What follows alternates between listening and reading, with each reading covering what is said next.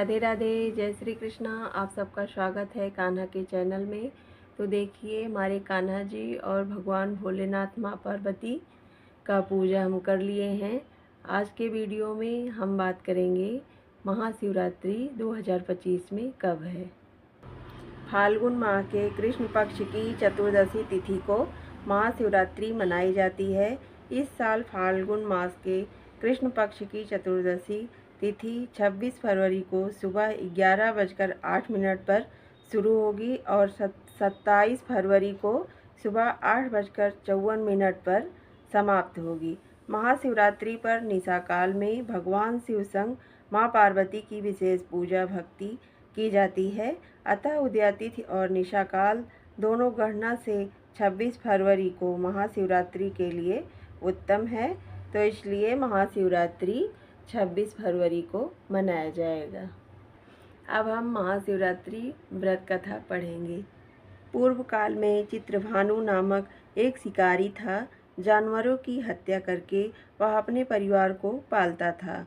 वह एक साहूकार का कर्जदार था, लेकिन उसका ऋण समय पर ना चुका सका। क्रोधित साहूकार ने शिकारी को शिव मठ में बंदी बना लिया। संयोग से उस दिन शिवरात्रि थी। शिकारी ध्यानमग्न होकर शिव संबंधी धार्मिक बातें सुनता रहा। चतुर्दशी को उसने शिवरात्रि व्रत की कथा भी सुनी। शाम होते ही साहूकार ने उसे अपने पास बुलाया और ऋण चुकाने के विषय में बात की।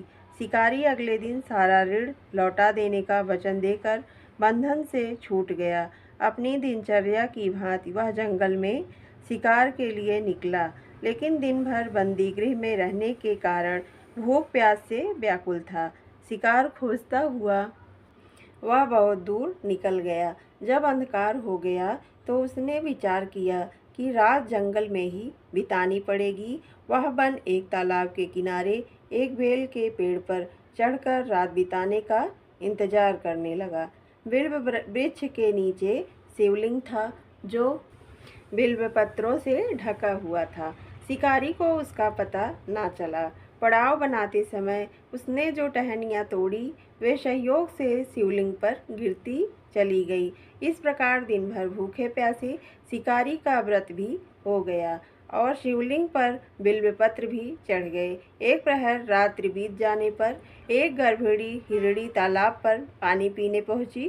शिकारी ने धनुष पर तीर चढ़ाकर जो ही प्रत्यक्षा खींची कि हिरणी बोली, मैं गर्भिणी हूँ, तुम एक साथ दो जीवों की हत्या करोगे, जो ठीक नहीं है। मैं बच्चे को जन्म देकर शीघ्र ही तुम्हारे समक्ष प्रस्तुत हो जाऊंगी, तब मार लेना। शिकारी ने प्रत्यक्षा ढीली कर दी और हिरणी जंगली झाड़ियों में लुप्त हो गई। प्रत्यक्षा चढ़ाने तथा ढीली करने के वक्त कुछ बिल्वपत्र अनायास ही टूटकर शिवलिंग पर गिर गए। इस प्रकार उससे अनजाने में ही प्रथम प्रहर का पूजन भी संपन्न हो गया। कुछ ही देर बाद एक और हिरणी उधर से निकली। शिकारी की प्रसन्नता का ठिकाना न रहा। समीप आने पर उसने धनुष पर बाण चढ़ाया। तब उसे देख हिरणी ने विनम्रतापूर्वक निवेदन किया, हे शिकारी, मैं थोड़ी देर पहले ऋतु से निर्वृत्त हुई हूँ, कामातुर विरहिणी हूँ, अपने प्रिय की खोज में भटक रही हूँ। मैं अपने पति से मिलकर शीघ्र ही तुम्हारे पास आ जाऊंगी। शिकारी ने उसे भी जाने दिया। 2 बार शिकार को खोकर उसका माथा ठनका। वह चिंता में पड़ गया। रात्रि का आखिरी प्रहर बीत रहा था। इस बार भी धनुष से लगकर कुछ बेलपत्र शिवलिंग पर जा गिरे तथा दूसरे प्रहर की पूजन भी समाप्त हो गई। तभी एक अन्य हिरणी ने अपने बच्चे के साथ उधर से निकली। शिकारी के लिए यह स्वर्णिम अवसर था। उसने धनुष पर तीर चढ़ाने में देर नहीं लगाई। वह तीर छोड़ने ही वाला था कि हिरणी बोली, हे शिकारी, मैं इन बच्चों को इनके पिता के हवाले करके लौट आऊँगी। इस समय मुझे मत मारो। शिकारी हंसा और बोला, सामने आए शिकार को छोड़ दूं, मैं ऐसा मूर्ख नहीं। इससे पहले मैं 2 बार अपना शिकार खो चुका हूँ। मेरे बच्चे भूख प्यास से व्यग्र हो रहे होंगे। उत्तर में हिरणी ने फिर कहा, जैसे तुम्हें अपने बच्चों की ममता सता रही है, ठीक वैसे ही मुझे भी। हे शिकारी, मेरा विश्वास करो, मैं इन्हें इनके पिता के पास छोड़कर तुरंत लौटने की प्रतिज्ञा करती हूँ। हिरणी का दुख भरा स्वर सुनकर शिकारी को उस पर दया आ गई। उसने उस मृगी को भी जाने दिया। शिकार के अभाव में तथा भूख प्यास से व्याकुल शिकारी अनजाने में ही बेल वृक्ष पर बैठा बेलपत्र तोड़ तोड़कर नीचे फेंकता जा। हवा फटने को आई तो एक हिरण हष्ट-पुष्ट उसी रास्ते पर आया। शिकारी ने सोच लिया कि इसका शिकार वह अवश्य करेगा।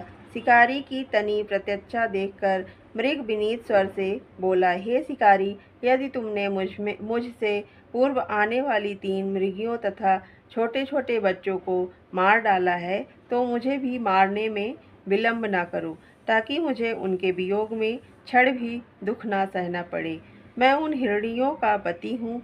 यदि तुमने उन्हें जीवन दान दिया है, तो मुझे भी कुछ क्षण का जीवन देने की कृपा करो। मैं उनसे मिलकर तुम्हारे समक्ष उपस्थित हो जाऊंगा। मृग की बात सुनते ही शिकारी के सामने पूरी रात का घटना चक्र घूम गया। उसने सारी कथा मृग को सुना दी। तब मृग ने कहा, मेरी तीनों पत्नियां जिस प्रकार प्रतिज्ञाबद्ध होकर गई हैं, मेरे मृत्यु से अपने धर्म का पालन कर पाएंगी। अतः जैसे तुमने उन्हें विश्वास पात्र मानकर छोड़ा है, वैसे ही मुझे भी जाने दो। मैं उन सबके साथ तुम्हारे शीघ्र ही उपस्थित होता हूँ। शिकारी ने उसे भी जाने दिया। इस प्रकार प्रातः हो आई। उपवास, रात्रि जागरण तथा शिवलिंग पर बेलपत्र चढ़ने से अनजाने में ही पर शिवरात्रि की पूजा पूर्ण हो गई। पर अनजाने में ही की हुई पूजन का परिणाम उसे तत्काल मिला। शिकारी का हिंसक हृदय निर्मल हो गया, उसमें भगवत शक्ति का वास हो गया। थोड़ी ही देर बाद वह मृग सपरिवार शिकारी के समक्ष उपस्थित हो गया, ताकि वह उनका शिकार कर सके। किंतु जंगली पशुओं की ऐसी सत्यता, सात्विकता एवं सामूहिक प्रेम भावना देखकर शिकारी को बड़ी ग्लानि हुई। उसने मृग परिवार को जीवन दान दे दिया। अनजाने में शिवरात्रि के व्रत का पालन करने पर भी शिकारी को मोक्ष की प्राप्ति हुई। जब मृत्यु काल में यमदूत उसके जीव को ले जाने आए, तो शिवगणों ने उन्हें वापस भेज दिया तथा शिकारी को शिवलोक ले गए। शिव जी की कृपा से ही अपने इस जन्म में राजा चित्रभानु अपने पिछले जन्म को याद रख पाए तथा महाशिवरात्रि के महत्व को जानकर उसका अगले जन्म में भी शिकारी की कथनानुसार महादेव तो अनजाने में किए गए व्रत का भी फल दे देते हैं, पर वास्तव में महादेव शिकारी की दया भाव से प्रसन्न हुए। अपने परिवार के कष्ट का ध्यान होते हुए भी शिकारी ने मृग परिवार को जाने दिया। यह करुणा ही वस्तुतः उस शिकारी को उन पंडित एवं पुजारियों से उत्कृष्ट बना देती हैं, जो कि सिर्फ रात्रि जागरण, उपवास एवं दूध, दही, बेलपत्र आदि द्वारा शिव को प्रसन्न कर लेना चाहते हैं। इस कथा में सबसे महत्वपूर्ण बात यह है कि इस कथा में अनजाने में हुए पूजन पर विशेष बल दिया गया है। इसका अर्थ यह नहीं है कि शिव किसी भी प्रकार से किए गए पूजन को स्वीकार कर लेते हैं अथवा जाने या अनजाने में हुए पूजन में भेद नहीं कर सकते हैं।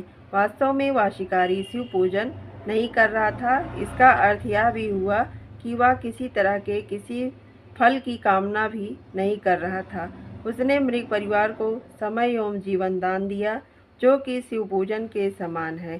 शिव का अर्थ ही कल्याण होता है।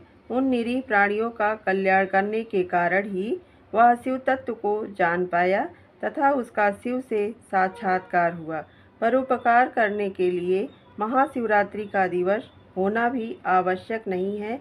पुराण में 4 प्रकार के शिवरात्रि पूजन का वर्णन है। मासिक शिवरात्रि, प्रथम आदि शिवरात्रि तथा महाशिवरात्रि पुराण वर्णित अंतिम शिवरात्रि है। नित्य शिवरात्रि वस्तुतः प्रत्येक रात्रि ही शिवरात्रि है। अगर हम उन परम कल्याणकारी आशुतोष भगवान में स्वयं को लीन कर दें तथा कल्याण मार्ग का अनुसरण करें, वही शिवरात्रि का सच्चा व्रत है। ये महाशिवरात्रि की कहानी आप सबको कैसे लगा कमेंट में ज़रूर बताएं। राधे राधे, हरे कृष्णा, हर हर महादेव, ओम नमः शिवाय, श्री शिवाय नमस्तुभ्यम। आप लोग भी श्री शिवाय नमस्तुभ्यम का जाप जरूर करें और शिवरात्रि का व्रत जरूर करें, क्योंकि भोलेनाथ को ये त्यौहार अति प्रिय है।